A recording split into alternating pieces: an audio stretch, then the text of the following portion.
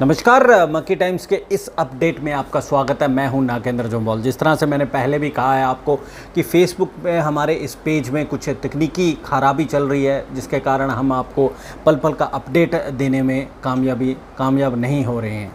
चलिए, आज की जो मेन खबर जो कश्मीर घाटी से आ रही थी, हंडवारा इलाके से, वहाँ पर एक इनकाउंटर होता है जिसमें एक मोस्ट वांटेड हिजबुल मुजाहिदीन का कमांडर यानी कि चीफ लकड़बग्गा जो है वो जहन्नुम रवाना हुआ।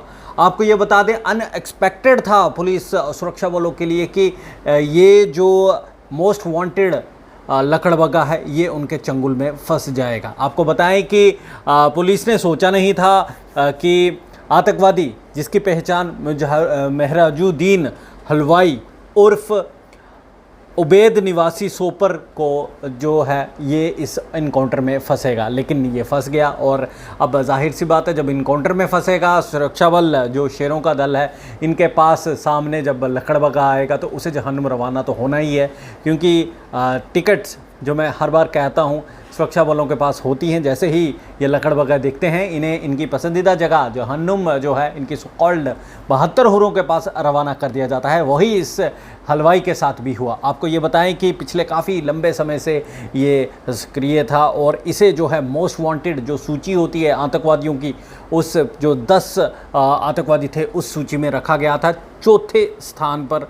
और साथ में आपको ये भी बता दें कि ये 12वीं पास लड़का था। ये जो लकड़बग्गा है ये 12वीं पास था। और साथ ही साथ संचार जो चीज़ें होती हैं, ये टेलीकम्युनिकेशन, इसकी जानकारी इसको काफ़ी ज़्यादा थी। इसी के बल पर ये हर बार जो है सुरक्षा बलों के कभी भी जो जाल होता था जब वो बिछाते थे इसे पकड़ने के लिए, ये वहाँ से निकल जाता था। और इसी के दम पर इसने वहाँ पर काफ़ी दहशत जो थी वो फैलाई हुई थी लोगों के बीच में।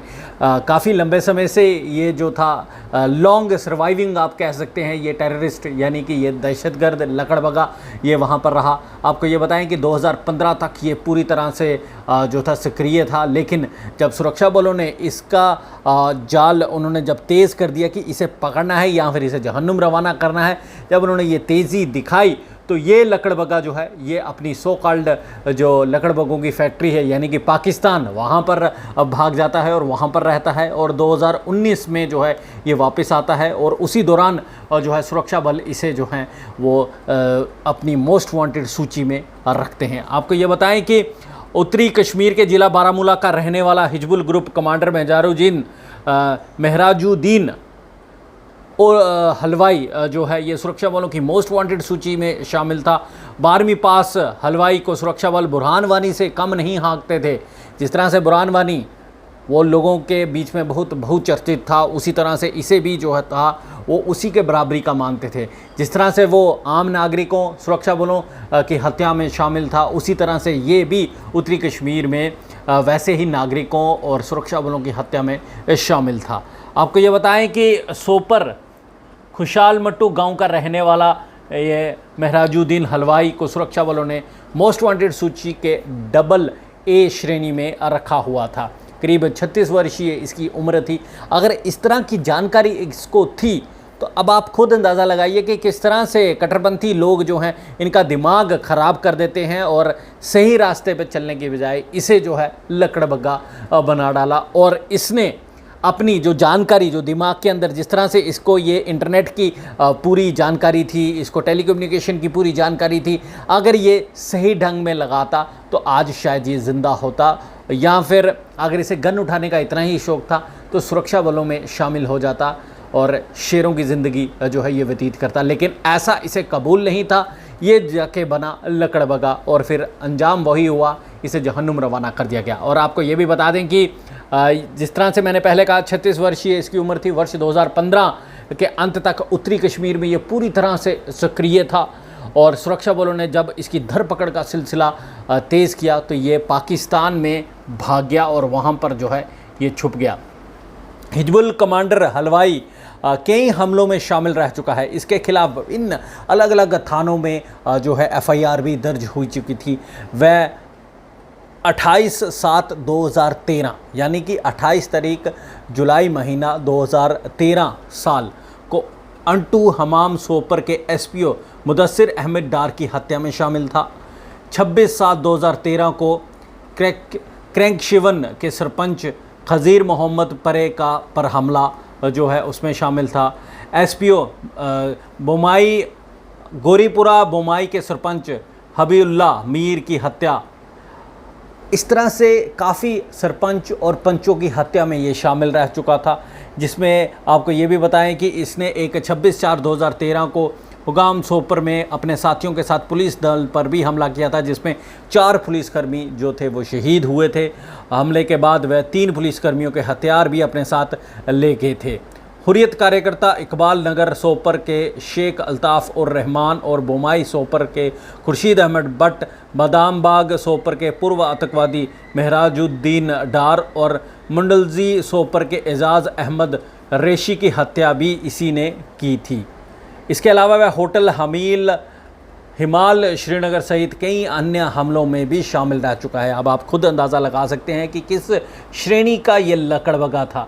पुलिस इसलिए हिजबुल मुजाहिदीन के कमांडर मुराजुद्दीन हलवाई जो है इसको मुठभेड़ में मारे जाने में अपनी काफ़ी बड़ी कामयाबी जो है वो मानी जा रही है, क्योंकि ये इस तरह से मैनिपुलेट करता था वहाँ की आम जनता को, आम ख़ास तौर पर युवा वर्ग को, और उन्हें प्रेरित करता था कि वो लोग जो हैं वो लकड़बग्गे बन जाएं, और वो बनते भी थे। अब इस तरह से एक तरफ तो सुरक्षा बलों ने इनके जो OGW यानी कि ओवरग्राउंड वर्कर्स का जो ये नेटवर्क है इसे ध्वस्त कर दिया है, ऑलमोस्ट ख़त्म ही कर दिया है। और उसके बाद जिस तरह से आए दिन लगातार बड़े बड़े जो ये लकड़बग्गे हैं, चीफ लकड़बग्गे जिन्हें कहते हैं, उन्हें जहन्नुम रवाना किया जा रहा है। काफ़ी बड़ी कामयाबी जो है ये सुरक्षा बलों के लिए मानी जा रही है।